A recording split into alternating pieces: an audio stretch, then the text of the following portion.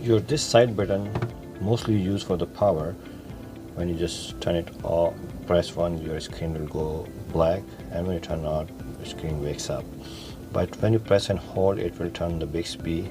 But when you just double tap on it, you can turn on any application. So these things you can just set up in settings. It is very easy. So simple, go into the settings, advanced feature, and then you'll find this is a side button. So this is your side button. So there are two options. One is a double press and one is press and hold. So let's say if you don't want the Bixby, just turn that off thing.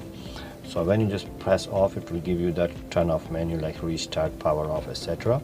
So it will not activate the Bixby. And if you want to open any application with the quick thing, so just simple click here, you can select any application. Let's say this. Initially it was on the camera, so let's go and try. So when I just double press, it is opening text messages, and when I press and hold, it will give me the power menu. See, that's how you can set up and customize your side button.